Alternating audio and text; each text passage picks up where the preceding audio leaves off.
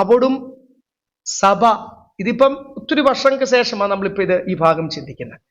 അത് 2000-ൽ പരം വർഷങ്ങൾക്ക് മുമ്പേ പൗലോസ് അപ്പോസ്തലൻ തിമോത്തിയോസിന് എഴുതുന്ന അവസാനത്തെ ലേഖനത്തിൽ അവസാനത്തെ അധ്യായങ്ങളിലും എഴുതുന്നു, സഭകളിൽ വിശ്വാസം നഷ്ടപ്പെടും, സഭകളിൽ ആത്മീയ താല്പര്യം ഇൻട്രസ്റ്റ് നഷ്ടപ്പെടും.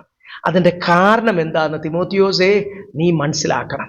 ആ ഒളിച്ചിരിക്കുന്ന സാത്താൻ്റെ ആ കാരണങ്ങൾ എന്ത് ചെയ്യണം, നീ പുറത്തു കൊണ്ടുവരണം എന്ന് പറഞ്ഞാണ് ഒന്നാമത്തെ വാക്യം തൊട്ട് നമ്മൾ ചിന്തിക്കാൻ പോകുന്നത്. കഴിഞ്ഞ ആഴ്ചത്തെ അധ്യായത്തിന്റെ 2-ാം അധ്യായം അതിന്റെ 25-ഉം 26-ഉം ഒന്ന് വായിച്ചു. വിരോധികൾക്ക് ദൈവം സത്യത്തിന്റെ പരിജ്ഞാനത്തിനായി മാനസാന്തരം നൽകുമോ എന്നും പിശാചിനാൽ പിടിപെട്ട് കുടുങ്ങിയവരാൾ സുബോധം പ്രാപിച്ച് അവന്റെ കെണിയിൽ നിന്ന് ഒഴിഞ്ഞ് ദൈവേഷം ചെയ്യുമോ എന്നും വെച്ച് അവരെ സൗമ്യതയോടെ പഠിപ്പിക്കേണ്ടതുമാകും. ഞാൻ പറഞ്ഞല്ലോ, എല്ലാവർക്കും ഈഗോ പ്രോബ്ലം ഉണ്ട്, അന്നും ഉണ്ട്, ഇന്ന് അധികമായിട്ടുണ്ട്. ഇന്ന് ആർക്കും ഒരു കുറവില്ലാത്തതുകൊണ്ട് അധികമായിട്ടുണ്ട്.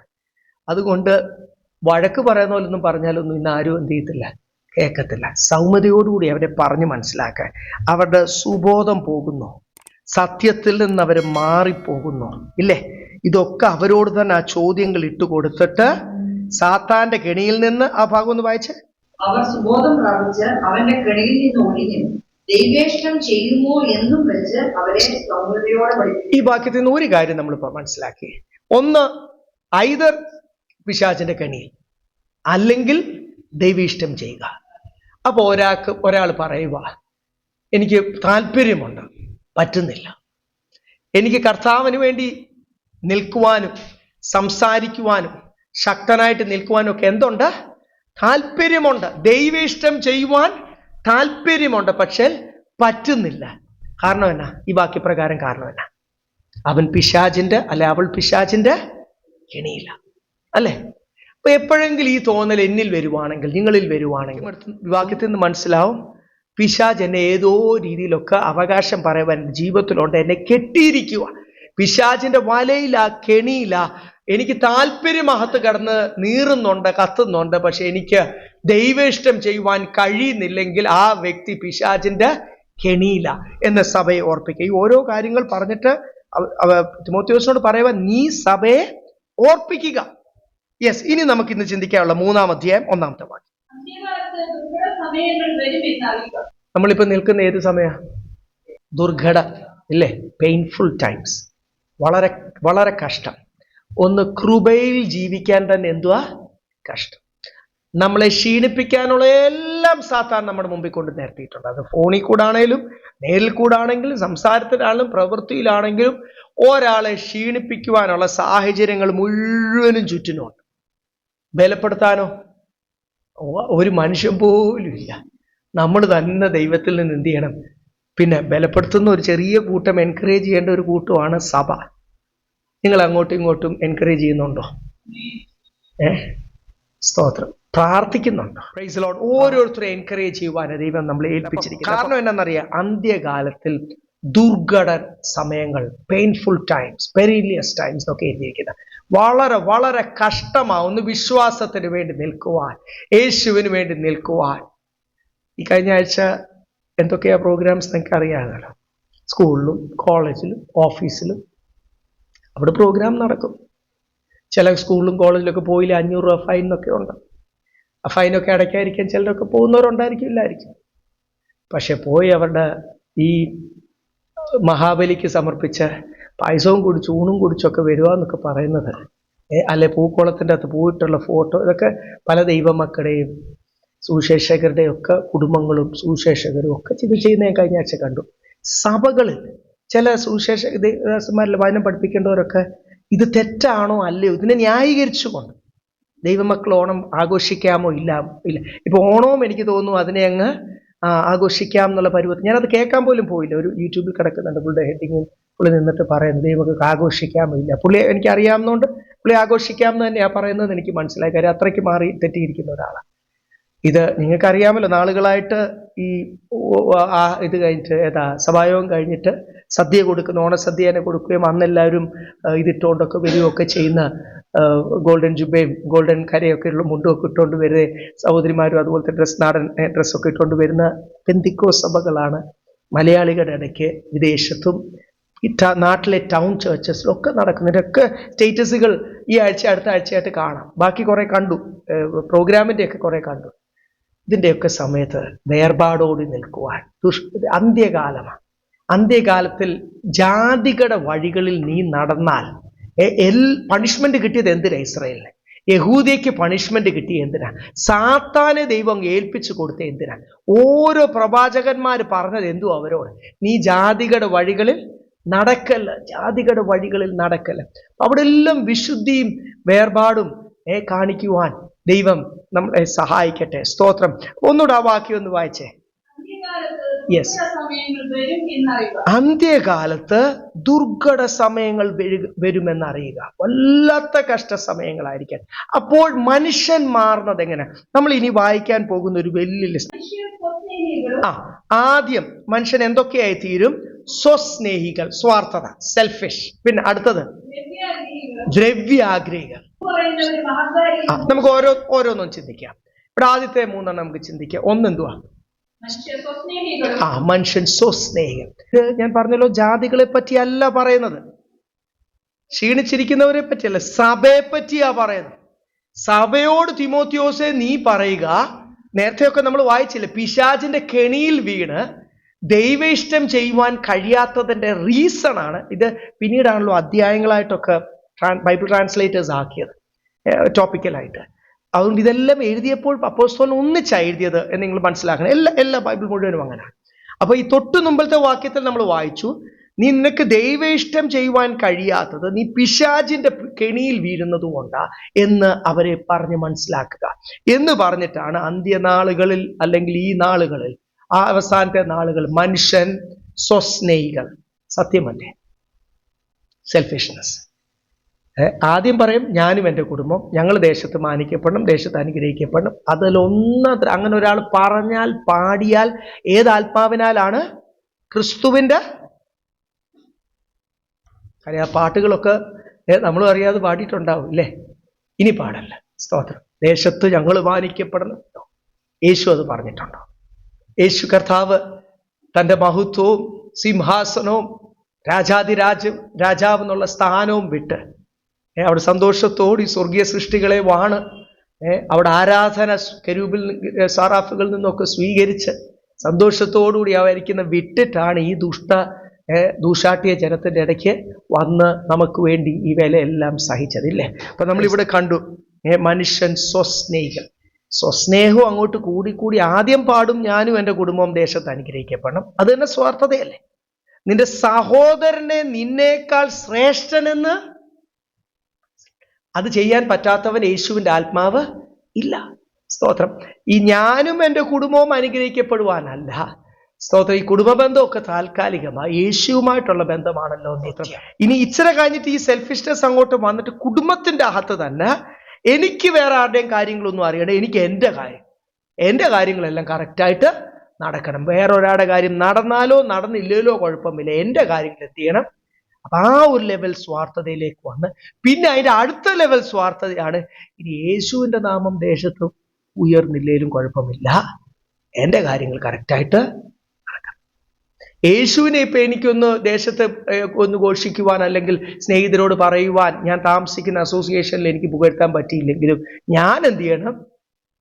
കുടുംബത്തിലെ അല്ല ദേശത്തെ പ്രധാന കുടുംബമായി തീരണം. ലോത്തിന്റെ കൂട്ടില്ലേ? ലോത്തിന്റെ ആത്മാവല്ലേ അത്? അപ്പം ഈ പറയുന്നതും ഈ പാടുന്നതും ഈ പാട്ട് എഴുതിയതും എല്ലാം യേശുവിൻ്റെ അല്ലെങ്കിൽ വിപരീതമായിട്ടുള്ള ആത്മാവാണ്. പരിശുദ്ധാത്മാവിന്റെ വിപരീതമായിട്ടുള്ള ആത്മാവ്. ബൈബിൾ പറയുന്ന പോലെ അന്ത്യകാലത്ത് അനേകര് ഭരിക്കപ്പെടുന്ന എതിർ ക്രിസ്തുവിന്റെ ആത്മാവിന്. ബൈബിൾ പറയുന്നു അനേകർ ദൈവമക്കളിൽ അനേകര് they become selfish, സ്വസ്നേഹികൾ. രണ്ടാമത് എന്തുവാ? ഇതാണ് സകലവിധ ദോഷത്തിന്റെ മൂല കാരണം. ദൈവദാസന്മാരെ ആദ്യം ഇത് അഫക്റ്റ് ചെയ്യും, പിന്നെ സഭകളെ അഫക്റ്റ് ചെയ്യും, വിശ്വാസികളെ അഫക്റ്റ് ചെയ്യും. അതുകൊണ്ട് ഞാൻ പറഞ്ഞില്ലേ, ഓരോ സഭകൾ അതിൻ്റെ വ്യാപരിക്കുന്ന ഒരു ആത്മാവ്, അതിൽ വരുന്ന ഒരു ടീച്ചിങ്, അതിൻ്റെയൊക്കെ പുറയിൽ ഒരു കാരണമാണ്. ഇതാദ്യം ബാധിക്കുന്ന ദൈവദാസന്മാരെ. ഒരു സുവിശേഷ വേലയ്ക്ക് ഒരാളെ സമർപ്പിച്ച്, ഒത്തിരി പേര് നമ്മുടെയൊക്കെ ജൂനിയേഴ്സും പരിചയക്കാരും അല്ലെ ബൈബിൾ കോളേജ് പഠിച്ചവർക്കൊക്കെ കൂടി പഠിച്ചവർക്കൊക്കെ ഉള്ളവർക്ക് അറിയാം, അല്ലെ കർത്താവിൻ്റെ വേലയിൽ ഉള്ള സ്നേഹിതന്മാർക്ക് ഒക്കെ ഉള്ളവരെ അറിയാം. ആദ്യം വചനമൊക്കെ പഠിച്ച് ഇറങ്ങുന്നുണ്ടെങ്കിൽ അവരുടെ താല്പര്യം എന്തുവാണ്? എനിക്കൊരു മിനിസ്ട്രി തുടങ്ങണം, അതിന് ഫണ്ട്സ് വേണം. ഞാനും എറണാകുളത്തെ ടൗൺ പാസ്റ്റേഴ്സിൻ്റെ ഈസ്റ്റും വെസ്റ്റും നോർത്തും അങ്ങ് പുത്തൻകുരിശിൻ്റെ അപ്പുറം തൊട്ടുള്ള പാസ്റ്റേഴ്സ് ഗ്രൂപ്പിലൊക്കെ ഉണ്ട്. അവർ എങ്ങനെയൊക്കെ എന്നെ ചേർത്തിട്ടുണ്ട്. ഒരു മീറ്റിങ്ങിലും ഞാൻ പോകത്തില്ല, ഒരു അസോസിയേഷനിൽ യൂണിയനിലില്ല, വാട്സാപ്പ് ഗ്രൂപ്പിൽ മാത്രമാണ്. നമ്മുടെ ബൈബിൾ ക്ലാസ് എല്ലാ പ്രാവശ്യവും ഷെയർ ചെയ്യും. പക്ഷെ ഞാൻ കാണുന്നുണ്ട് അതിനകത്ത് വരുന്ന ചർച്ച മുഴുവനും പ്രതികരിക്കണം, ഐക്യമായിട്ട് appeal to the government, petition to the government. നിങ്ങൾ ഇതിൻ്റെ അകത്ത് സൈൻ ചെയ്യണം. ഇപ്പം ഓൺലൈൻ പെറ്റീഷൻ അപ്പീലാണല്ലോ, പെറ്റീഷൻസ് ആണല്ലോ.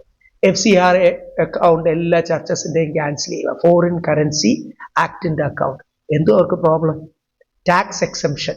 ഇഷ്ടത്തിന് ഫണ്ട് വെളിയിൽ നിന്ന് വരാൻ പറ്റത്തില്ല. ഫണ്ട് എല്ലാം എന്തിനാ വെച്ചാൽ അതിൻ്റെ 40-30% TDS പിടിക്കും. അതിൻ്റെ എല്ലാ പ്രോബ്ലംസായി സാധാരണ ഓരോ കാര്യത്തിലും ഗവൺമെന്റിന് ചോദ്യം ചെയ്യും, എന്തിന് ഫണ്ട് വന്നു, എന്തിനുപയോഗിച്ചു. മറ്റേന്ന് പറഞ്ഞാൽ FCRA അക്കൗണ്ട് ഉണ്ടെങ്കിൽ, ടാക്സ് എക്സംഷൻ അക്കൗണ്ട് ഉണ്ടെങ്കിൽ എന്തും അത് വെച്ച് കാണിക്കാം. ചില സഭകൾക്കൊക്കെ വന്നതിൻ്റെ 100 കണക്കിന് കോടിയുടെ കണക്കൊക്കെ കഴിഞ്ഞ ദിവസം ചിലരൊക്കെ യൂട്യൂബിൽ പറയുന്നതായിട്ട്. അതൊക്കെ എങ്ങനെ വന്നു, എങ്ങനെ പോയി കൈകാര്യം ചെയ്തു, എന്തെങ്കിലും ഒന്ന് ചാർട്ടേഡ് അക്കൗണ്ടന്റ്, അതും അവരും ദൈവമക്കൾ തന്നെയൊക്കെ അതുകൊണ്ട് സഭയ്ക്ക് വേണ്ടി എന്തെങ്കിലുമൊക്കെ കാണിച്ചു വെച്ച് കാണിക്കുന്ന പരിപാടികളൊക്കെ ഇനി നിന്നോളും. ഫണ്ടിന്റെ പുറത്തുള്ള കാര്യങ്ങളെല്ലാം നിന്നോളും. ഫണ്ട് ഇല്ലാതെ അപ്പോസ്തോലിക കാലഘട്ടത്തിൽ എങ്ങനെ അവനവന്റെ ഫണ്ട്, ഒരു സഭ നമ്മുടെയൊക്കെ ആഹാരം കഴിക്കേണ്ട ഫണ്ട് മാറ്റി വെച്ചിട്ട് കർത്താവിന് വേണ്ടിയുള്ള നമ്മൾ ദൈവസന്നിധിയിൽ എടുത്തിരിക്കുന്ന തീരുമാനം മാറ്റി വെച്ചിട്ട് ഈ ദേശത്ത് കർത്താവിന്റെ വേല ചെയ്യുവാൻ വചനപ്രകാരം നമ്മൾ ഓരോരുത്തരും എന്ത് ചെയ്യും? ഒരുങ്ങും. അല്ലാതെ ഇവിടെ കൊച്ചിയിൽ കർത്താവിന്റെ വേല ചെയ്യുവാൻ സ്റ്റേറ്റ്സിൽ നിന്നോ യൂറോപ്പിൽ നിന്നോ ഗൾഫിൽ നിന്നോ ഫണ്ട് ആവശ്യമുണ്ടോ ദൈവമക്കളെ? ഇല്ല. നമ്മുടെ ഓഹരിയാണ് കർത്താവിന് വേണ്ടി, നമ്മുടെ ഷെയർ മാറ്റി വെച്ചിട്ട് കർത്താവിന്റെ വേല ചെയ്യണം. ഓരോ കാര്യത്തിൽ ഇതൊക്കെ സ്വർഗം എടുക്കുന്ന തീരുമാനമാണ്. അത് സെൽഫ് ഗവൺമെന്റിനെ കൊണ്ടോ ആരെങ്കിലും കൊണ്ട് എടുപ്പിച്ചോട്ടോ, അതൊക്കെ നന്നായിട്ടാ. ഈ ലവേഴ്സ് ഓഫ് മണി, ഞാൻ പറഞ്ഞില്ല, ദ്രവ്യാഗ്രഹം ആദ്യം തുടങ്ങുന്നത് ഈ പ്രസ്ഥാന ഹെഡിൽ നിന്നാണ്. അവിടെ തെറ്റിയാൽ പിന്നെ എല്ലാം തെറ്റി. പിന്നെ ആ സഭയുടെ കാര്യങ്ങളും തെറ്റി, വിശ്വാസികളും ഇതായിരിക്കും. ദ്രവ്യാഗ്രഹമാണ് സകലവിധ ദോഷത്തിന്റെ മൂല കാരണം. ഇല്ലേ? നമ്മൾ ഈ കഴിഞ്ഞ 1 തിമോത്തിയോസിൽ വായിച്ച വാക്യം ഒന്നുകൂടെ വായിച്ചേ, 6:10. 1 തിമോത്തിയോസ് 6:10. ദ്രവ്യാഗ്രഹം സകലവിധ ദോഷത്തിന് മൂലമല്ലോ, അത് ചിലർ കാക്ഷിച്ചിട്ട് വിശ്വാസം വിട്ടഴന്ന് ബഹുദുഃഖങ്ങൾക്ക് അധീനരായി തീർന്നിരിക്കുന്നു. 9 വായിച്ചോ. ധനികരാകുവാൻ ആഗ്രഹിക്കുന്നവർ പരീക്ഷയിലും കെണിയിലും കുടുങ്ങുകയും മനുഷ്യ സംഹാര നാശങ്ങളിൽ മുങ്ങിപ്പോകുവാൻ ഇടവരുന്ന മൗഢ്യവും ദോഷകരമായ പല മോഹങ്ങൾക്കും ഇരയായി തീരുകയും ചെയ്യും. എത്ര വ്യക്തമാണ്! ഇതിനൊരു എക്സ്പ്ലനേഷന്റെ ആവശ്യമില്ല. മലയാളത്തിൽ ക്ലിയർ ആയിട്ട് നമുക്കെല്ലാം മനസ്സിലാവും. 9ഉം 10ഉം ഒരാഗ്രഹം എന്നിലോ നിങ്ങളിലോ വന്നാൽ, ഇപ്പോൾ ദൈവം എന്നെ നടത്തുന്നതിൽ തൃപ്തിയില്ലാതെ എനിക്ക് കൂടുതൽ വേണം എന്നുള്ള ആഗ്രഹമാണല്ലോ ദ്രവ്യാഗ്രഹം. എനിക്കിപ്പം ദൈവം, ഇസ്രായേലിൽ അതാണല്ലോ ഉണ്ടായത്, ദൈവം മന്ന കൊടുത്തുകൊണ്ടിരിക്കുമ്പോൾ അവർക്ക് എന്തുവാ? പെറുപെറുപ്പ്. സ്വർഗത്തിൽ നിന്ന് തയ്യാറാക്കിയ സ്വർഗീയ ഭോജനം കൊടുത്തപ്പോൾ അവർക്ക് പെറുപെറുപ്പ്. ഞങ്ങൾക്ക് ജാതികൾക്കുള്ള പോലെ മിസ്രൈമി കഴിച്ചതൊക്കെ ഞങ്ങൾക്ക് വേണം, അതുപോലത്തെ പാർട്ടിയും വേണം, അതുപോലത്തെ ആഹാരവും വേണം. ദൈവം അതിലൊക്കെ എത്ര ശ്രേഷ്ഠമായ സ്വർഗീയമായത് കൊടുത്തതാ. അവരുടെ ചെരുപ്പ് തേഞ്ഞില്ല, അവരുടെ മസിൽ ക്ഷീണിച്ചില്ല. രാവിലെ തൊട്ട് വൈകിട്ട് വരെ ഒരു 100 കിലോമീറ്റർ ഒരു ദിവസം നടന്നപ്പോൾ പോലും അവർക്ക് ഉണ്ടാകാൻ ക്ഷീണം. പ്രായമുള്ളവർ, ചെറുപ്പക്കാർ, അവരുടെ കണ്ണ് മങ്ങിയില്ല. അവരുടെ ശരീരത്തിന് കൊടുക്കുന്ന ഒരു പ്രത്യേക ബലമുള്ള, ഇന്ന് മന്നയൊക്കെ കിട്ടിയായിരുന്നെങ്കിൽ ഞാൻ പലപ്പോഴും ആഗ്രഹിച്ചിട്ടുണ്ട്. സ്തോത്രം, അല്ലല്ല. അന്നേ കർത്താവ് ആ പ്രോജക്റ്റ് നിർത്തി. കാര്യം മനുഷ്യനെന്തുവാ? നന്ദി കണ്ടവൻ. മനുഷ്യനെന്തുവാ? സ്വർഗത്തിൽ നിന്ന് ദൂതന്മാരെ കൊണ്ട് ആഹാരം തയ്യാറാക്കി കൊടുത്തിട്ട് പെറുപെറുത്തതാണ് മനുഷ്യൻ. നമ്മളെക്കാളൊക്കെ ശക്തരും നമ്മളെക്കാളൊക്കെ പേഴ്സണാലിറ്റിയിൽ ദൈവത്തിന് ഒത്തിരി പ്രതീക്ഷ ഉണ്ടായിരുന്ന ഒരു ജനമാണ് ഇസ്രായേൽ ജനം. നമ്മളൊക്കെ തുടക്കത്തിലെ വേണേൽ പെറുപെറുത്തേനെ, ഭാരതീയരായ നമ്മൾ. അത്രയ്ക്ക് ദൈവത്തിന് എക്സ്പെക്ടേഷൻ ഉണ്ടായിരുന്ന ഇസ്രായേൽ ജനമാണ് ഈ പണി കാണിച്ചത്. അപ്പം മനുഷ്യൻ സ്വസ്നേഹികൾ ദ്രവ്യാഗ്രഹമാണ്.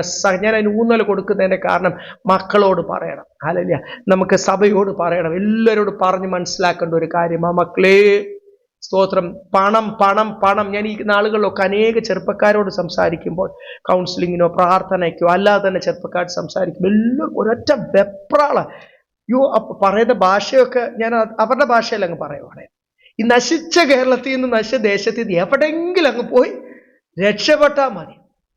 3 നേരവും 4 നേരവും മൃഷ്ടാന ഭോജനവും തിന്ന് ഇത്രയും സ്വസ്ഥതയോടുകൂടി കഴിയുന്ന ഈ ദൈവത്തിന്റെ സ്വന്തം നാടെന്ന് പറയുന്ന ഈ മനോഹരമായ ദേശത്തെ പറ്റി, അല്ലെങ്കിൽ അവനോൻ ജനിച്ച അവനോന്റെ മാതൃഭാഷ സംസാരിക്കുന്ന ദേശത്തെ പറ്റിയാണ് ഇത് പറയുന്നത്. അതാദ്യം എന്തുവാണ്? ഒന്നാമത്തെ നന്ദികേട്. രണ്ടാമത്, ഇനി എവിടെയെങ്കിലും വിദേശത്തൊക്കെ പോയി ജോലി ചെയ്യാനോ നല്ല വേറെ ഭാഷകളൊക്കെ പഠിക്കാനോ ആഗ്രഹമുണ്ട്, കർത്താവ് എന്നെ അയക്കണമേ എന്ന് പ്രാർത്ഥിച്ചു. അതല്ല ഇവിടെ നടക്കുന്നത്. പണത്തിനോടുള്ള ഒരു വെപ്രാളം. ഇതെന്തുവാണ്? ഇതിന്റെ കാരണം, റൂട്ട് കോസ് എന്തുവാ? ഒന്ന് പറഞ്ഞേ, ചെറുപ്പക്കാരെ തന്നെ ഒന്ന് പറഞ്ഞേ. റൂട്ട് കോസ് എന്തുവാ? പണം ഉണ്ടാക്കണം ഇല്ലേ? ഏത് ദേശത്ത് ദൈവം അയച്ചാലും ദൈവത്തിന് തരാൻ കഴിയത്തില്ലേ? ദൈവം തരുന്നത് പോരെ. അഹങ്കരിക്കാനുള്ളത് ഉണ്ടാവുമ്പോൾ എവിടെ നിന്നാണ് ഉണ്ടാകുന്നത്? ഈ ദ്രവ്യാഗ്രഹം കൂടുമ്പോൾ ദൈവകൃപയിൽ നിന്ന് സഭ മാറിപ്പോയതിന്റെ കാരണങ്ങൾ അവിടെ എഴുതിയിരിക്കുന്നത്. ഞാൻ അതിൽ ഒത്തിരി നിന്ന് കഴിഞ്ഞാൽ നിങ്ങളുടെയൊക്കെ മുഖത്ത് ഒരു പിരിമുറുക്കം, മുഖത്തെ വരെ ഞരമ്പുകളൊക്കെ വലിയെന്ന് എനിക്ക് കാണാം. ഞാൻ അതുകൊണ്ട് അധികം അടുത്ത ആഴ്ച നിങ്ങളൊക്കെ എനിക്ക് സഭയെ കാണണം, അതുകൊണ്ട് ഞാൻ അതിലേക്ക് കടക്കുന്നില്ല. പക്ഷെങ്കിൽ ഇത് വ്യക്തിപരമായ ദൈവസന്ധിയിൽ പ്രാർത്ഥിക്കുമ്പോൾ ഇത് ഞാനും പറയാൻ എളുപ്പമാണ്. ഇത് എന്നിലും വരാം, നിങ്ങളിലും വരാം. അതുകൊണ്ട് നമ്മളിത് വ്യക്തിപരമായിട്ട് ദൈവസന്ധിയിൽ, അതുകൊണ്ട് ബൈബിൾ പറഞ്ഞു, ഇപ്പൊ എനിക്ക് എന്നെ തന്നെ കാണണമെങ്കിൽ, എന്നെ തന്നെ ശോധന ചെയ്യണമെങ്കിൽ, എന്നെ തന്നെ തൂക്കി നോക്കണമെങ്കിൽ ഞാൻ മുറിക്കകത്തോട്ട് വന്ന് കഥ പടച്ച് എന്ത് ചെയ്യണം?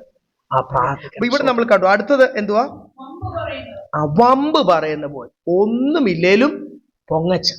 Price the lord. പൊങ്ങച്ചത്തിന് മലയാളികളും ഒട്ടും കുറവല്ല. മറ്റേത് അങ്ങനെയല്ല. ഞാൻ പല സംസ്ഥാനത്തിൽ പോകുമ്പോൾ, പ്രത്യേകിച്ച് വടക്കിന്ത്യയിലൊക്കെ പോകുമ്പോൾ, അതും ബോംബെ പോലുള്ള സ്ഥലത്തോ അല്ലെ പട്ടണങ്ങളൊക്കെ പോകുമ്പോൾ നമുക്ക് കാണാം ഓരോരുത്തരുടെ വേഷവും ചെറുപ്പക്കാരും കണ്ട്. ഞാൻ നോർത്ത് ഇന്ത്യയിൽ ചെന്ന്, ഞാൻ ഡൽഹിയിലും ഒക്കെ ജമ്മുവിലും ഒക്കെ ഞാനിത് കണ്ടു. അവിടെയൊക്കെ ആൾക്കാരുടെ ഡ്രസ്സിങ് കണ്ടു കഴിഞ്ഞാൽ അവരേതോ ഭയങ്കര പോഷ് വീട്ടിൽ നിന്നാണ് വന്നത് നമ്മൾ തോന്നിപ്പോകും. പക്ഷേ ഞാൻ അവരുടെ കൂടി പിന്നെ ലാസ്റ്റ് നമ്മൾ വേറൊരു സംസ്ഥാനത്തിൽ നിന്നായതുകൊണ്ട് നമ്മൾ അവരുടെ വീട്ടിലോട്ട് കുറച്ച് കഴിഞ്ഞാൽ അടുക്കുമ്പോൾ ക്ഷണിക്കും, വീട്ടിലോട്ടൊന്ന് വാ, പേരൻസിനെ കണ്ടിട്ട് പോകും. വീട് കാണുമ്പോൾ നമ്മൾ ഞെട്ടിപ്പോകും. ഇവർക്ക് എന്തിനാ ഇത്രയും പിന്നെ ഷോ? അതെന്തുവാ ശരിക്കും? അവരുടെ ഉള്ള സാഹചര്യം മറച്ചു വെക്കാൻ കാണിക്കുന്നതിനാണ് എന്തുവാ പറയുന്നത്? എന്തിനാ വമ്പ് പറയേണ്ട ആവശ്യം?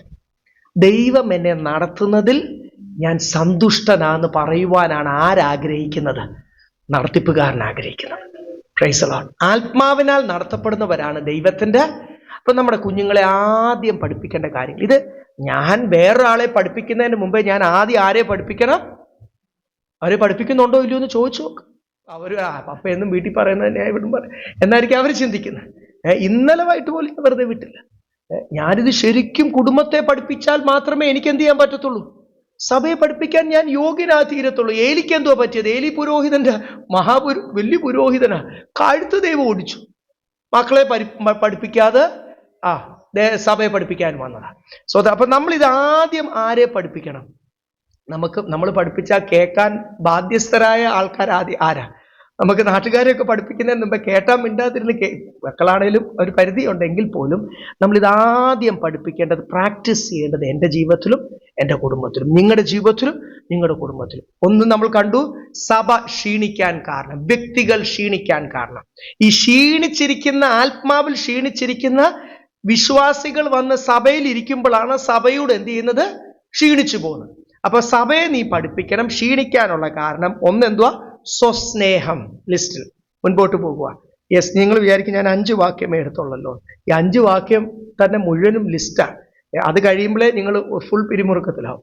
വേറൊന്നും അല്ല, നമ്മളെ തന്നെ ശോധന ചെയ്തുകൊണ്ടിരിക്കുക. നിങ്ങൾ വേറൊരാൾക്ക് അതുണ്ടെന്ന് ചിന്തിക്കേണ്ട. ഞാൻ അങ്ങനെ ചിന്തിക്കുന്നത്. ദൈവസന്ധിയിൽ വചനം ശുശ്രൂഷിക്കുമ്പോൾ കർത്താവേ, എൻ്റെ ജീവിതത്തിൽ സ്വസ്നേഹം എല്ലാവർക്കും ഉണ്ട്. പേഴ്സൻറ്റേജിന് വ്യത്യാസം ഉണ്ടെന്നേ ഉള്ളൂ. മനുഷ്യൻ എല്ലാവർക്കും ഉണ്ട്. അത് മനസ്സിലാക്കണം. അപ്പൊ എൻ്റെ ജീവിതത്തിലെ സ്വസ്നേഹം കുറഞ്ഞു വരുന്നത് എപ്പോഴാണെന്നറിയാം? ഞാൻ ദൈവകൃപയിലും ആത്മാവിന്റെ അളവിലും യേശുവിനോടുള്ള സ്നേഹം വർദ്ധിക്കണം. അപ്പോഴേ സഭയോടും സഭയിലുള്ള കുടുംബങ്ങളോടും ഒക്കെ എന്ത് വരത്തുള്ളൂ? ദൈവമക്കളോടൊക്കെ. അത് കുറയാൻ കാരണത്തിന്റെ മൂല കാരണം എന്തുവാ? യേശുവിനോടുള്ള എൻ്റെ സ്നേഹം കുറഞ്ഞു. അപ്പം ആദ്യം ഇവിടെ നമ്മൾ കണ്ടു സ്വസ്നേഹം, ദ്രവ്യാഗ്രഹം, വമ്പ് പറയുന്നവർ, പൊങ്ങച്ചം പറച്ചില് നിർത്തണം. നമ്മൾ ദൈവമക്കളാണെങ്കിൽ ദൈവം അത് ആഗ്രഹിക്കുന്നില്ല. ഷോ വേണ്ട, കാണിക്കേണ്ട ഒരു ഷോയും വേണ്ട. ഒത്തിരി ഷോ കാണിച്ചാൽ കർത്താവ് തന്നെ നമ്മുടെ ഷോ എല്ലാം എടുത്ത് അങ്ങ് മാറ്റും, ലജ്ജിപ്പിക്കും, നമ്മളെ താഴ്ത്തുവാൻ സ്വർഗത്തിൽ കൊണ്ടുപോകണ്ടേ. അതുകൊണ്ട് ഷോ എന്തെങ്കിലുമൊക്കെ നമ്മുടെ ജീവിതം, ഇവിടെ ആർക്കും അങ്ങനെ ഇല്ല എന്ന് ഞാൻ വിശ്വസിക്കുന്നു. എങ്കിലും നിങ്ങൾ മറ്റുള്ള ദൈവമക്കളെയും പഠിപ്പിക്കണ്ടേ. നമ്മൾ ഈ തിമോത്തിയോസ് മാത്രം പഠിച്ചാൽ പോരല്ലോ. തിമോത്തിയോസ് പഠിച്ചു, തിമോത്തിയോസ് അന്ന് മറ്റുള്ളവരെയും പഠിപ്പിച്ചു. താനും പൗലോസിനെ പോലെ കറക്റ്റായിട്ട് ദൈവസന്നിധി പറയും, കർത്താവെ എന്നെ പഠിപ്പിച്ച വചനം ഞാൻ മറ്റുള്ളവർക്ക് പങ്കുവെച്ചു. ഇതുപോലെ തിമോത്തിയോസിനോട് ചോദിച്ച അതേ ദൈവം അതേ ദിവസം എന്നോടും ചോദിക്കും, നിങ്ങളോടും ചോദിക്കും കണക്ക്. അതുകൊണ്ട് ഇവിടെ എഴുതിയിരിക്കുന്നു സ്വസ്നേഹം, ദ്രവ്യാഗ്രഹം, വമ്പ് പറച്ചിൽ. പിന്നെ അടുത്തത് എന്തോ ഇവിടെ എഴുതി? അഹങ്കാരികൾ. ഈ പൊങ്ങച്ചം വരുമ്പോഴും ദ്രവ്യാഗ്രഹം വരുമ്പോഴും അതിന്റെ കൂട്ടത്തിൽ വരുന്ന ഒരു അസുഖത്തിന്റെ പേരാണ് അഹങ്കാരത്തിന്റെ ഓപ്പോസിറ്റ് എന്തുവാ? താഴ്മ, ഇല്ലേ? ആ സൗമ്യതയും ക്രിസ്തുവിനോട് ചേർന്നിരുന്ന് അവന്റെ സൗമ്യത പഠിപ്പീൻ എന്ന ബൈബിൾ എഴുതിയിരിക്കുന്നില്ലേ? Learn from him. യേശുവിൽ നിന്ന് നമ്മൾ പഠിക്കേണ്ട ഒരു ക്യാരക്ടറാണ് സൗമ്യത. അത് എന്നിലും വരണം, നിങ്ങളിലും വരണം. Praise Lord. അപ്പം അഹങ്കാരം വേണ്ട, സൗമ്യതയും താഴ്മയും മതി. പിന്നെ അടുത്തത് ദൂഷകന്മാർ. മറ്റുള്ളവരെ കുറ്റവും പറഞ്ഞില്ലേ, ദൂഷിക്കുകയും കുറ്റം പറയുകയും ഒക്കെ ചെയ്യുന്ന ദൂഷകന്മാർ. ആൾക്കാരെ പറ്റി ദോഷം പറയണ്ട, നല്ലതുള്ളത് പറഞ്ഞാൽ മതി. ദോഷം നമുക്കറിയാമല്ലോ, അത് പറഞ്ഞുകൊണ്ട് കിടന്നിട്ടും കാര്യമില്ലല്ലോ. ആ വ്യക്തിയെ പേഴ്സണലി കറക്റ്റ് ചെയ്യുവാണെങ്കിൽ നല്ലതാ. ആ വ്യക്തിയെ പറ്റിയുള്ള ദോഷം മറ്റുള്ളവരോട് പറഞ്ഞുകൊണ്ട് നടക്കണ്ട. പിന്നെ അത് കുഞ്ഞുങ്ങളുടെ ഇടയ്ക്ക് ഒത്തിരി ഉണ്ടാകുന്നുണ്ട്. അന്ത്യകാലം ആകുമ്പോൾ വർദ്ധിക്കും. ഇവിടെ ഇരിക്കുന്ന ചെറുപ്പക്കാർ, കുഞ്ഞുങ്ങൾ മനസ്സിലാകണം, നിങ്ങളുടെ ട്രെയിനിങ് പീരീഡ് ആണ്. നിങ്ങൾ വരുന്ന ആളുകൾ സ്വന്തം കാലേ നിൽക്കേണ്ട വരും. ആ സമയത്ത് മനസ്സിലാവും ഈ ട്രെയിനിങ്ങിൻ്റെ ഒക്കെ ഗുണം. പേരൻസിനോട് പറഞ്ഞിരിക്കുന്ന നീ നിന്റെ മക്കളെ എന്ത് ചെയ്യണം? അവരിയ്ക്കുമ്പോഴും നിൽക്കുമ്പോഴും നടക്കുമ്പോഴും ജോലി ചെയ്യുമ്പോഴും കിടക്കുമ്പോഴും എല്ലാം വചനം പഠിപ്പിക്കുക, കയ്യിൽ കെട്ടുക, നെറ്റിപ്പട്ടമായിട്ടെന്നൊക്കെ പറയാൻ കാരണം വേറൊന്നും അല്ല, keep on reminding the word of God. അവര് എടുത്താലും റിബലായാലും ഒക്കെ നിന്റെ ജോലി ന്യായവിധൂസത്തിൽ ദൈവത്തിന് മുമ്പിൽ തല ഉയർത്തി നിൽക്കണമെങ്കിൽ പേരൻസ് എന്ത് ചെയ്യണം? Keep on reminding them. സൗമ്യതയോടി പറയുവാൻ ദൈവം സഹായിക്കട്ടെ. ഇപ്പം നമ്മുടെ കുഞ്ഞുങ്ങളൊക്കെ അനുസരണമുള്ളവരായി തീരട്ടെ. യെസ്, ഇതെല്ലാം ചേർന്ന് പോകുന്ന കാര്യമാണ്. ദൈവത്തോട് സ്നേഹമില്ലാതെ വരുമ്പോഴാണ് ദൈവത്തോട് എന്ത് ചെയ്യുന്നത്? കഴിഞ്ഞ ദിവസമൊക്കെ ചിന്തിച്ച് ഞാൻ കുടുംബത്തോടൊക്കെ പറയുകയും ചെയ്തു. ഒത്തിരി ദൈവം നമ്മുടെയൊക്കെ ജീവിതത്തിൽ കാര്യങ്ങൾ ചെയ്യും. ദൈവത്തിന് വേണ്ടി നിൽക്കേണ്ട സമയത്ത് 100 എക്സ്ക്യൂസ്.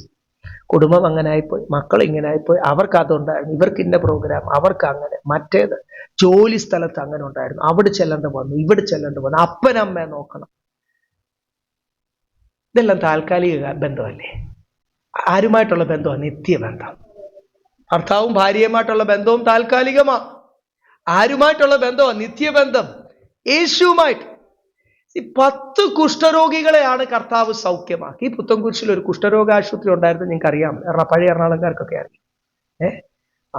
അവിടെ അവിടുത്തെ മാനേജ്മെന്റും അതിൻ്റെ അപ്പുറത്തൊക്കെ അതിൻ്റെ വസ്തുവിനോട് ചേർന്നൊക്കെ പിന്നൊക്കെ തോട്ടം ഉണ്ടായിരുന്നു. അപ്പം ഞാൻ പറഞ്ഞത് അവിടെ ഒക്കെ നടന്ന പ്രോജക്ട്സും പണ്ട് അവിടെ വിസിറ്റ് ചെയ്യാൻ പോകുന്നവരും പണ്ട് ഇവരൊക്കെ വിസിറ്റ് ചെയ്ത് പോയ പ്രായമുള്ളവരൊക്കെ പറഞ്ഞിട്ടുണ്ട്. വല്ലാത്തൊരു സീനാണ് അവിടെ ചെന്ന് കാണാൻ. ഈ കുഷ്ഠരോഗത്തിൽ ഇങ്ങനെ തിന്നുപോകും, നമ്മുടെ വിരലുകൾ എന്ത് ചെയ്യും? തിന്നു, എല്ലാം ചെറിയ ചെറിയ അവയവങ്ങൾ തിന്നു പോകും. അതിന് സൗഖ്യമില്ല, ഇന്നേ വരെ എന്ത് ചെയ്തിട്ടില്ല, അതിന് സൗഖ്യം കണ്ടെത്തിയിട്ടില്ല. അപ്പൊ ഒരാൾക്ക് കുഷ്ഠം വന്നാൽ ഇത് പകരും. അതുകൊണ്ട് വീട്ടിൽ നിന്ന് കുഷ്ഠരോഗിയെ ചികിത്സിച്ച ഒത്തിരി മിഷണറിമാരുണ്ട്. അവരും കുഷ്ഠരോഗം പിടിച്ചാണ് പലരും മരിച്ചത്. അതൊക്കെ നമുക്ക് അവരുടെ പുസ്തകങ്ങളൊക്കെ വായിച്ചിട്ടുള്ളവർക്ക് അറിയാം. അപ്പം ഇതൊരു കുഷ്ഠരോഗികളെ ചികിത്സിക്കുന്നിടത്ത് പോയി ശുശ്രൂഷിക്കുന്നവർ പോലും സമർപ്പണമുള്ളവരെ. കാര്യം, ഞാൻ ഇത് പിടിച്ചായിരിക്കും ലാസ്റ്റിൽ മരിക്കുന്നത്. ഇത് പിടിക്കുമ്പോൾ നമ്മളെ സെല്ലിലിട്ട് പൂട്ടും. ഇതിനൊരു ദുർഗന്ധമുണ്ട്. ഈ കുഷ്ഠരോഗിയുടെ അടുത്ത് ചെന്നാൽ ഈ ഡെഡ് സെൽസ് ശരീരത്തിൽ തന്നെ ഉണ്ട്, ഇതിന് നാറ്റമുണ്ട് ഭയങ്കര. അപ്പോൾ ഒരു കുഷ്ഠരോഗി എന്ന് പറഞ്ഞാൽ അവനെ വീട്ടിൽ കയറ്റത്തില്ല, അവനെ നാറ്റമുണ്ട് പകരും. പഴയ നിയമത്തിന്റെ പ്രമാണം അനുസരിച്ച് അവനെ എങ്ങനെ പാളയത്തിന്റെ, ഇസ്രയേൽ താമസിക്കുന്ന ക്യാമ്പിന്റെ പാളയത്തിന്റെ പുറത്തു കൊണ്ടവനെ, പിന്നെ അവന്റെ സ്ഥിതി എന്തുവാ? വൈൽഡ് ആനിമൽസ്, വന്യമൃഗങ്ങളും ആരെങ്കിലും കൊള്ള സഹോദരിമാരാണേലും അവരെ എവിടെ കൊണ്ട് കളയും? ആരെങ്കിലുമൊക്കെ കൊള്ളക്കാർ പോലും പിടിച്ചോണ്ട് പോകത്തില്ല. പട്ടിണി കിടന്ന് അവിടെ കിടന്ന് എന്ത് ചെയ്യും? കുറെ നാൾ ഇലയൊക്കെ തിന്നാൻ പറ്റും, ആ ചൂടും ഒക്കെ ഏറ്റി എങ്ങും മറയൊന്നും ഇല്ലല്ലോ, മരുഭൂമിയല്ലേ, ചത്തുപോകും. അങ്ങനെ മരണത്തിനായിട്ട് കൈവിടുന്ന കുഷ്ഠരോഗികൾ പഴയ നിയമ കാലഘട്ടത്തിൽ തന്നെ 10 പേരെയാണ് എൻ്റെ യേശു എന്ത് ചെയ്തത്? അവരുടെ ജീവിതത്തിൽ മുഴുവനും കുഷ്ഠമായി ജീവിച്ച ഒരു കാലഘട്ടം അവർ ഓർക്കും. കുഷ്ഠരോഗികൾക്ക് ഒന്നിച്ച് നടക്കാം എന്നല്ലാതെ, അവരെ ഒന്നിച്ച് പാർപ്പിക്കുന്ന വല്ല ഗുഹ പോലത്തെ സ്ഥലത്ത് താമസിക്കാം എന്നല്ലാതെ, അവരവരുടെ സ്വന്തം അപ്പനും അമ്മ നിന്നെ കൈവിടുക, അമ്മ വരെയും കൈവിട്ടവരാണ് കുഷ്ഠരോഗികൾ. അങ്ങനെയുള്ള നമ്മളൊന്ന് ചിന്തിക്കാൻ വേണ്ടി ഇത്രയും ഡീറ്റെയിൽ ആയിട്ട് പറഞ്ഞു. ഇപ്പൊ എനിക്ക് അങ്ങനെ ഉണ്ടെന്ന് വെച്ചോ, യേശു എന്നെ സൗഖ്യമാക്കി എന്ന് വെച്ചോ, തുള്ളിച്ചാടി നമ്മൾ ചിന്തിക്കും, ഞാൻ എന്ത് ചെയ്യും? അങ്ങ് തുള്ളിച്ചാടി എൻ്റെ യേശു എനിക്ക് രണ്ടാമതൊരു ജീവിതം തന്നു എന്ന് പറഞ്ഞ് എനിക്ക് ഞാൻ മരണത്തിലേക്ക് അടുത്തുകൊണ്ടിരുന്ന ഒരു വ്യക്തി, എനിക്ക് ദൈവം എന്ത് ചെയ്തു? ഇനി ബാക്കിയുള്ള ജീവിതം പക്ഷെ 10 കുഷ്ഠരോഗികൾ അന്നേ എന്ത് ചെയ്തു? എത്ര പേരാ തിരിച്ചു വന്ന് thank you Lord, thank you Jesus എന്നൊന്ന് പറയുവാൻ എത്ര പേര്? ഒരാൾക്കേ പറ്റും. അതൊരു പെർസെൻറ്റേജാണ് കാണിക്കുന്നത്, ഇല്ലേ? ഒരു 90% ആ കാലഘട്ടത്തിലെ അൺതാങ്ക്ഫുൾ, നന്ദിയില്ലാത്തവർ, നന്ദി കെട്ടവർ ആ കാലഘട്ടത്തിൽ. അന്ത്യകാലഘട്ടത്തിൽ ഈ പെർസെൻറ്റേജ് വർദ്ധിക്കും എന്നാണ് നമ്മൾ ബൈബിളിൽ കാണുന്നല്ലേ. നന്ദി കെട്ടവർ, ഇല്ലേ? അൺതാങ്ക്ഫുൾ. എനിക്കിപ്പം എല്ലാവരെയും ശോധനയൊന്നും ചെയ്യാൻ പറ്റത്തില്ല, പക്ഷെ അവരവരുടെ ദൈവസന്നിധി, കർത്താവേ, എൻ്റെ ജീവിതത്തിൽ കഴിഞ്ഞ നാളുകൾ ഇത്രയും കാര്യങ്ങൾ എൻ്റെ ജീവിതത്തിൽ ദൈവം ചെയ്യുന്നുണ്ട്. ഇതറിയണമെങ്കിൽ വളരെ ബുദ്ധിമുട്ടും വളരെ സാമ്പത്തിക ഞെരുക്കങ്ങളും കഷ്ടതയും ശാരീരിക പ്രശ്നത്തിൽ കൂടി ശരിക്കും കടന്നു പോകുന്ന ആൾക്കാരുണ്ട്. അവരെ പരിചയപ്പെടുത്താം. ഞങ്ങൾ ഒത്തിരി പേര് വിളിക്കുമല്ലോ പ്രാർത്ഥനയ്ക്ക് വേണ്ടി, അവരെ ഞങ്ങൾ പരിചയപ്പെടുത്താം.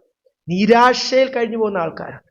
അങ്ങനൊന്നും വരാതെ ഉള്ളതിൽ സന്തോഷത്തോടുകൂടി ദൈവം എന്നെ നടത്തുന്നതിൽ സ്തോത്രം. ഞാൻ എൻ്റെ സൃഷ്ടായുസ് കർത്താവിന് വേണ്ടി ജീവിച്ചു കൊള്ളാം, ദൈവത്തിന് വേണ്ടി സംസാരിക്കാം, ഒരു ലജ്ജയും കൂടാതെ. ഓഫീസിലാണെങ്കിലും പഠിക്കുന്ന സ്ഥാപനത്തിലാണെങ്കിലും കുടുംബക്കാരുടെ മധ്യത്തിലും ഞാനൊരു കർത്താവിൻ്റെ ഒരു സാക്ഷിയായിട്ട് അറിയപ്പെട്ട് കൊള്ളാം എന്ന് ഇത് പകൽക്കാലം തീരുമാനം എടുക്കാൻ പറ്റുമോ? Otherwise we are becoming unthankful. നന്ദി കെട്ടവരായി തീരുക. ആ കുഷ്ഠരോഗികളെ പോലെ തന്നെ നന്ദി യേശുവേ എന്ന് പറയാത്ത കുഷ്ഠരോഗം. അവിടെ ഈ പഴയ ഭക്തരൊക്കെ അങ്ങനെ പറയുമായിരുന്നു എപ്പോഴും, നന്ദി യേശുവേ, thank you Jesus, thank you. നമുക്കത് പറയാൻ പറ്റുന്നുണ്ട്. ഈ അതരം വെല്ലും ബ്രേക്കും ഇല്ലാതെ ലോകത്തിന്റെ കാര്യങ്ങൾ സംസാരിക്കുമല്ലേ, അതിൻ്റെ ഇടയ്ക്ക് ഒന്ന് ലോകത്തിന്റെ കാര്യങ്ങളൊന്ന് കുറയ്ക്കാം. കൃപ, നന്ദി എന്നൊക്കെ ഒന്ന് പറയുവാൻ ഒന്ന് ഉറക്കെ പറഞ്ഞോ, തെറ്റൊന്നും ഇല്ലെന്നേ, ആൾക്കാരൊക്കെ ഒന്ന് കേൾക്കട്ടെ. നന്ദി കർത്താവേ, താങ്ക് യു ജീസസ്, ഹല്ലേലൂയ. അപ്പൊ സഭ ക്ഷീണിക്കാനുള്ള കാരണം, നമ്മൾ സഭയായിട്ടല്ല ധ്യാനിക്കുന്നത്, സഭ ക്ഷീണിക്കാനുള്ള കാരണം സ്വസ്നേഹം, പിന്നെ ഇവിടെ ദ്രവ്യാഗ്രഹം, വമ്പ് പറയുന്നവർ, അഹങ്കാരികൾ, പിന്നെ ഇവിടെ നമ്മൾ കണ്ടു നന്ദി കെട്ടവർ, ഇല്ലേ? പിന്നെ അടുത്തത് അൺഹോളി. ഭക്തിയുടെ വേഷമുണ്ട്, പക്ഷെ ഉള്ളിൽ എന്തുവാ? ഭക്തിയില്ല. അപ്പം ഭക്തിയില്ലാത്ത അൺഹോളി. വായിച്ചോ. സ്നേഹമില്ലാത്തവർ, മറ്റുള്ളവരോട് വാത്സ്യമില്ലാത്തവർ. അടുത്തോട്ട് വായിച്ചേ. അൺഫോർഗിവിംഗ് എഴുതിയിരിക്കുന്നത്, അൺലവിംഗ്ലി അൺഫോർഗിവിംഗ്. സ്നേഹമില്ലാത്തവര്, മറ്റുള്ളവരോട് ക്ഷമിക്കാൻ മനസ്സില്ലാത്തവർ. യേശു നമ്മളോട് എന്ത് വേണ്ടി ക്ഷമിച്ചു. ഒരു ഉപമയിൽ അത് നമ്മളെ ഓർപ്പിക്കുന്നില്ലേ ആ സ്വഭാവ ദൂഷ്യം. രാജാവ് തൻ്റെ ജോലിക്കാരനോട് ക്ഷമിച്ചു. വലിയൊരു എമൗണ്ട് താലന്താ അത്ര എമൗണ്ട് രൂപയാ ക്ഷമിച്ചത്. താൻ ലാസ്റ്റിൽ എന്ത് ചെയ്ത് പോയി തനിക്ക് ചെറിയൊരു എമൗണ്ട് കൊടുക്കാനുള്ളവനെ പിടിച്ച് അവനെ കഷ്ടത്തിലാക്കി. എന്നിട്ട് രാജാവ് ഇത് അറിഞ്ഞപ്പോൾ എന്ത് ചെയ്തു? അത് ആരാണ് ആ രാജാവ്? നീതിയുള്ള ന്യായകർത്താവ്. അപ്പൊ നമ്മുടെ ജീവിതത്തിൽ വലിയ കാര്യങ്ങളല്ലേ നമ്മുടെ കർത്താവ് ക്ഷമിക്കുന്നത്. സ്തോത്രം. അപ്പം നമ്മുടെ മുമ്പിൽ ഇതുപോലെ നമ്മളോട് ദോഷം ചെയ്യുന്നവരോടൊന്ന് ക്ഷമിക്കുവാൻ കഴിയുന്നില്ലെങ്കിൽ വി ആർ ബിക്കമിങ്, നമ്മുടെ കൂട്ടു സഹോദരങ്ങളായിരിക്കും. ചില സമയത്ത് അവരും കടന്നു പോകുന്ന അവസ്ഥ നമ്മൾ അറിയുന്നില്ല. ചിലപ്പോൾ പാസ്റ്റർ പോലും അറിയുന്നില്ല. പാസ്റ്ററിനോട് പങ്കുവെച്ചാലല്ലേ അറിയത്തുള്ളൂ, അല്ലെ പ്രാർത്ഥിക്കുമ്പോഴൊക്കെ കുറച്ചൊക്കെ അറിയാം. അവർ കടന്നു പോകുന്ന വല്ലാത്തൊരു അനുഭവത്തിൽ കൂടെ ആയിരിക്കും. അപ്പം നമ്മൾ ഒരു ദിവസം അവരെ സഭയിൽ കാണുമ്പോൾ അവരെ ഒന്ന് ചിരിച്ചില്ല, മോഹം തന്നില്ല. ഞാൻ ചോദിച്ചപ്പോൾ അവർ വേറെ ഏതോ ലോകത്തിൽ പോലൊക്കെ നമുക്ക് തോന്നിക്കുന്നതിന്റെ കാരണം ദേ going through a lot of trouble. അപ്പൊ അവരെ ഓർത്ത് നമുക്ക് എന്ത് ചെയ്യണം? പ്രാർത്ഥിക്കുവാൻ. അത് ക്ഷമിക്കുവാൻ കഴിയാതെ എത്ര ദൈവമക്കളാണെന്ന് കണ്ടേ, അവരെ കണ്ടില്ലേ, ഞാനൊന്ന് ചിരിച്ചിട്ട് എനിക്ക് മോഹം. അത് മതി സഭകളിൽ പ്രോബ്ലം ഉണ്ടാകാൻ. ഇപ്പൊ പല സഭകളിലെ പ്രോബ്ലം അതൊക്കെയല്ലേ കാരണം. അപ്പം മറ്റുള്ളവരോടൊന്ന് ക്ഷമിക്കുവാൻ. അതിന്റെ പുറകിൽ ഒരു കാരണം കാണും. എനിക്ക് ആ കാരണം അറിയുന്നില്ലെന്നേ ഉള്ളൂ. പക്ഷേ ഒരാൾ ഡിസ്റ്റർബ്ഡ് ആയി തീരാൻ പുറകിൽ എന്തുണ്ട്? ഡെഫിനറ്റ്ലി ഒരു കാരണമുണ്ട്. കർത്താവ് ആ കാരണം അറിയുന്നു. അപ്പം മറ്റുള്ളവരോട് ക്ഷമിക്കുവാനും സ്നേഹിക്കുവാനും, അൺലവിംഗ്ലി അൺഫോർഗിവിംഗ്, ഇത് രണ്ടും എൻ്റെ ജീവിതത്തിൽ, എനിക്കിപ്പം നിങ്ങളുടെ ജീവിതത്തിൽ നിങ്ങൾ തീരുമാനം എടുക്കണ്ടേ. ഞാൻ ഇത് വചനം പറയുമ്പോൾ ശോധന ചെയ്യുവാൻ എൻ്റെ ജീവിതത്തിൽ പാടില്ല. മറ്റുള്ളവരോട് ക്ഷമിക്കുവാനൊരു മനസ്സ് ദൈവം നമുക്ക് തരട്ടെ. പിന്നെ ഇണങ്ങാത്തവര്, ഏഷ്ണിക്കാര്, വിത്തൗട്ട് സെൽഫ് കൺട്രോൾ. ഒരു കൺട്രോളും ഇല്ലാതെ, അത് വർത്തമാനത്തിലാണെങ്കിലും ചിന്തയിലാണെങ്കിലും പ്രവൃത്തിയിലാണെങ്കിലും കാണുന്നതിലാണെങ്കിലും കേൾക്കുന്നതിലാണെങ്കിലും എല്ലാത്തിലും എന്തുണ്ടാകണം? ആത്മാവിനൊരു കൺട്രോൾ ഉണ്ടാകണം. ദൈവത്തിന് പ്രസാദമില്ലാത്തത് വേണ്ട. കാണുന്നതിൻ്റെ അകത്തൊക്കെ ചെന്ന് പെട്ടിട്ട് ദൈവമേ ക്ഷമിക്കണമേ, ദൈവമേ ക്ഷമിക്കണമേ എന്ന് പറയാതെ ഇതെല്ലാം ഇങ്ങനെ ലിസ്റ്റ് എഴുതി ക്ഷമിച്ചുകൊണ്ടിരിക്കാൻ ദൈവം അല്ല. വീണ്ടും വീണ്ടും ആവർത്തിക്കുന്ന പാപത്തിന് ഇനി ഒരു യാഗം ശേഷിക്കുന്നില്ല എന്ന് വചനം പറയുന്നു. ഇവിടെ വളരെ വ്യക്തം, വിത്തൗട്ട് സെൽഫ് കൺട്രോൾ. ദൈവമക്കളെ സഭയോടാ പറയുന്നത്. സഭയിലെ ആൾക്കാർ സഭ ക്ഷീണിക്കാൻ കാരണം people are becoming without self control.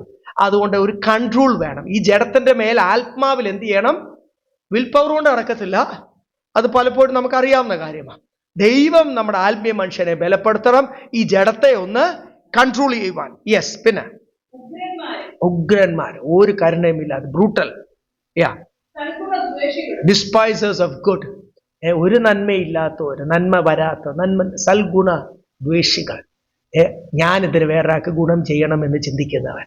ഇതൊക്കെ സഭയ്ക്കകത്തുണ്ടെങ്കിൽ പിന്നെ സഭയിൽ ഇരുന്ന് ഇവിടെ എത്ര ആത്മാവിൽ ആരാധിക്കുക, ശക്തി പ്രാപിക്കുക എന്നൊന്നും പറഞ്ഞാൽ ശക്തി പ്രാപിക്കത്തില്ല. ആദ്യം സഭയിൽ വരുന്ന ഓരോരുത്തരിൽ നിന്ന്, ദൈവദാസനിൽ നിന്ന് ഉൾപ്പെടെ ഇത് ജഡത്തിന്റെ സ്വഭാവങ്ങളാണ്. ജഡം വർദ്ധിക്കുമ്പോൾ ഇതൊക്കെ വലിയ ലിസ്റ്റ് എവിടെ എഴുതിയിരിക്കുന്നത്? ഇനിയുമുണ്ട്. യെസ്. ദ്രോഹികള്. ദൈവമക്കൾ ഇങ്ങനെയൊക്കെ ഉണ്ടോ? പരിശുദ്ധാത്മാവ് പറയുന്നു, എല്ലാവരും വെളിയിൽ ഇങ്ങനെ വെള്ള വസ്ത്രമൊക്കെ ധരിച്ച് ഇങ്ങനെ, അല്ലെ ലൈറ്റ് കളർ വസ്ത്രമൊക്കെ ധരിച്ച് ഡീസന്റ് ആയിട്ടൊക്കെ ആരാധനയ്ക്കൊക്കെ വരുന്നു, അല്ലെ നമ്മളെ പരിശുദ്ധാത്മാവാ പറയുന്നത്. സഭയിൽ എന്തുണ്ട്? ദ്രോഹികള്. യെസ്. ഞാൻ അങ്ങനെ ആയിത്തീരല്ലേ? രാഷ്ട്രീയക്കാര്, സ്റ്റബേൺ ആയിട്ടുള്ള നിഗളികൾ, ദൈവപ്രിയമില്ലാതെ, not lovers of God but lovers of pleasure. ഞാനും എൻ്റെ ശരീരത്തിന് എന്ത് മാത്രം മതി? എൻ്റർടൈൻമെൻറ്റും പ്ലഷറും മാത്രം, ജഡത്തിൻ്റെ സന്തോഷം മാത്രം മതി. പക്ഷെ എൻ്റെ ആത്മീയ മനുഷ്യന് ദൈവത്തിലുള്ള സന്തോഷം വേണം, ദൈവത്തെ പ്രസാദിപ്പിക്കണം. ഇത് രണ്ടും കൂടെയുള്ള യുദ്ധമാണ്. ജയിക്കുന്നത് ആരാണ്? പലപ്പോഴും ജയിക്കുന്നത് ശരീരമാണ്, അല്ലേ? ജഡത്തിൻ്റെ സന്തോഷം, ലോകത്തിൻ്റെ സന്തോഷം എനിക്കിഷ്ടമെങ്കിൽ ഇനി പതുക്കെ നമുക്ക് ലോകത്തിൻ്റെ സന്തോഷം ഒന്ന് കുറയ്ക്കാം, കർത്താവിനെ സന്തോഷപ്പെടുത്താം. അല്ലെങ്കിൽ ഇവിടെ വലിയ ദുഃഖത്തോടു കൂടിയല്ലേ പരിശുദ്ധാത്മാവ് സഭയോട് പറയുവാൻ, സന്തോഷത്തോടു കൂടി പറയുന്ന വാക്കുകളല്ലല്ലോ ഇത്. നിങ്ങൾ ക്ഷീണിക്കാൻ, ദൈവത്തോടുള്ള നന്ദി കെട്ടവർ, ദൈവത്തോട് അൺതാങ്ക്ഫുൾ. ഇവിടെ എഴുതിയേക്കുന്ന you are becoming lovers of pleasure rather than lovers of God. ദുഃഖത്തോടുകൂടി കർത്താവ് പറയുന്ന ഒരു കാര്യമാണ്. യെസ്.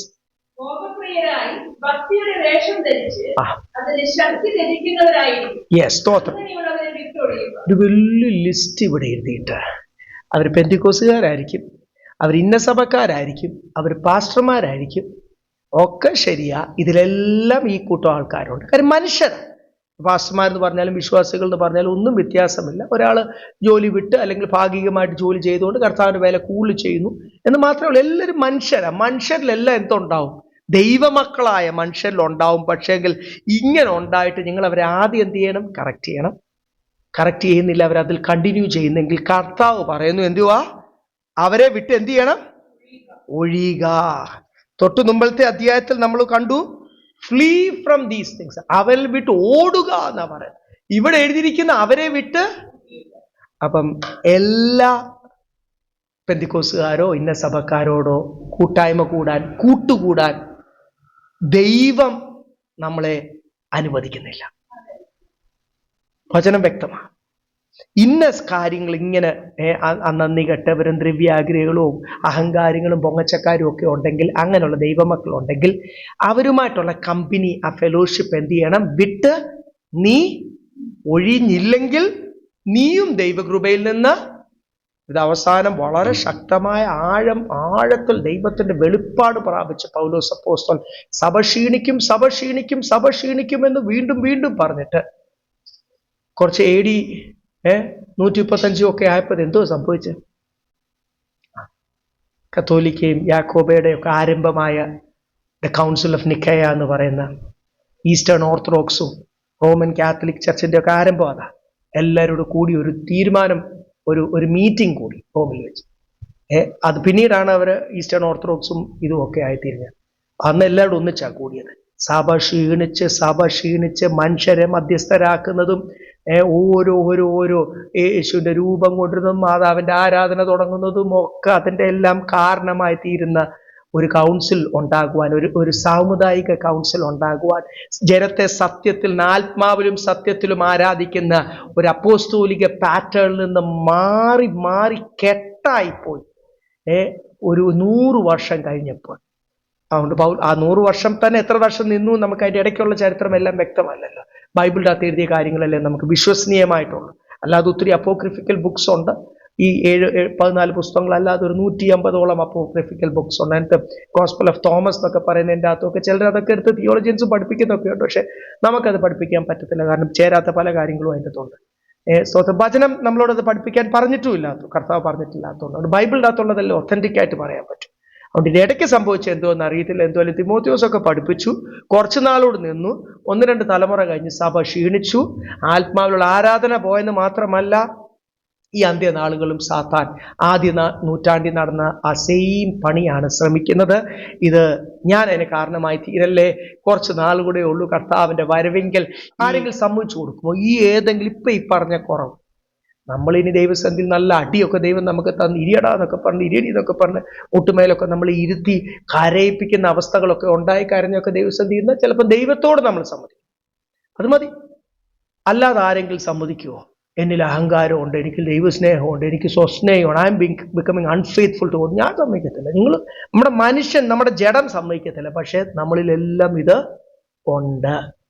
അപ്പൊ ഈ ദിവസങ്ങൾ വ്യക്തിപരമായ പ്രാർത്ഥന ഈ ലിസ്റ്റൊക്കെ എടുത്തു വെച്ച്, കർത്താവേ, ഞാൻ നിമിത്തം സഭ ക്ഷീണിക്കല്ല, ഞാൻ നിമിത്തം എൻ്റെ കുടുംബത്തിൽ വെളിപ്പെടേണ്ട ദൈവനീതി വെളിപ്പെടുവാൻ തടസ്സമായി നിൽക്കല്ല, ഞാൻ നിമിത്തം എൻ്റെ ദേശത്ത് ഈ ക്രിസ്തുവിനെ അറിയണം എന്നിൽ കൂടെ, ആ ദൈവപ്രവൃത്തിക്ക് തടസ്സമായി തീരില്ല. അപ്പൊ ഈ ജഡിക സ്വഭാവങ്ങളൊക്കെ എന്നിൽ വരാതെ കാത്ത് സൂക്ഷിക്കണേ. വന്നാൽ ഞാൻ പലപ്പോഴും ദൈവത്തോട് പ്രാർത്ഥിക്കുന്ന പ്രാർത്ഥനയെ പറയുന്നത്, ബാലശിക്ഷയും 2 വലിയ അടികളൊക്കെ തന്നോ, ഞാൻ മാറിപ്പോകുന്നതിനേക്കാൾ നല്ലതല്ലേ, എൻ്റെ നിത്യത നഷ്ടപ്പെടുന്നതിനേക്കാൾ നല്ലതല്ലേ, 2 അടിയൊക്കെ എനിക്ക് തന്നോ, എന്നാലും ഇതൊന്നും എൻ്റെ ജീവിതത്തിൽ വരാൻ അനുവദിക്കലേ എന്ന് പ്രാർത്ഥിക്കുന്ന ഒരാളാണ് ഞാൻ.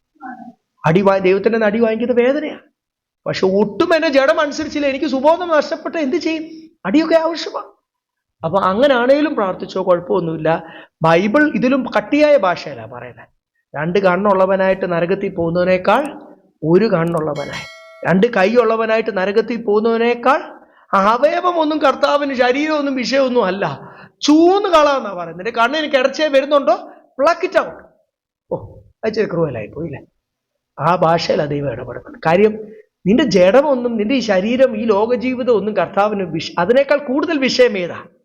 നമുക്ക് വിഷയം മുഴുവൻ ഏതാ?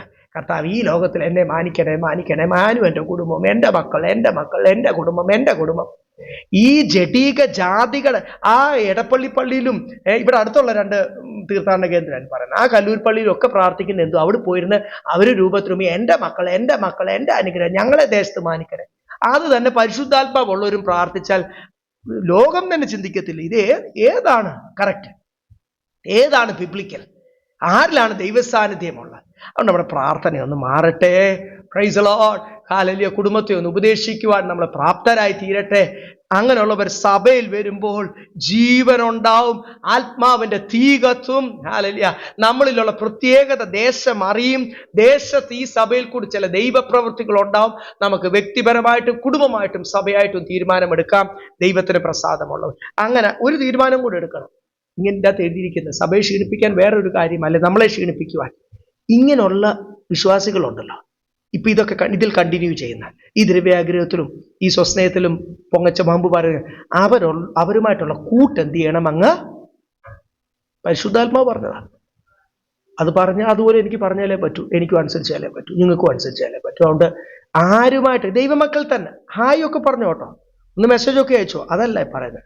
കൂട്ട് വേണ്ട, കൂട്ടായ്മ വേണ്ട. കൂട്ടും കൂട്ടായ്മയും ഒക്കെ ശരിക്കും കർത്താവിന് വേണ്ടി അന്ത്യനാളുകൾ ദൈവമക്കളുടെ ഈ ഇസ്രായേൽ മുഴുവൻ ദൈവമക്കളായിരുന്നെങ്കിലും എപ്പോഴൊക്കെ യഹോവ പറഞ്ഞു, യഹോവയ്ക്ക് വേണ്ടിയുള്ളവർ മാറി നിൽക്കാൻ പറഞ്ഞപ്പോൾ ഒരു ചെറിയ ശേഷിപ്പെ മാറിയിട്ടുണ്ട്. അവരിൽ കൂടാണ് ദൈവം പ്രവർത്തിച്ചത്. യഹോവ ആരെന്ന് ജാതികൾ അറിയുവാൻ ദൈവം പ്രവർത്തിച്ച് അവരിൽ കൂടാണ്. അതുകൊണ്ട് ഞാനതിൽ ആ ശേഷിപ്പിൽ ആകുവാൻ എന്നെ തന്നെ സമർപ്പിക്കുന്നു. നിങ്ങളെ തന്നെ സമർപ്പിക്കാം. നിങ്ങളുടെ തീരുമാനം ദൈവസന്നിധിയിൽ പറയാം. പുതിയതായിട്ട് വന്നിരിക്കുന്നു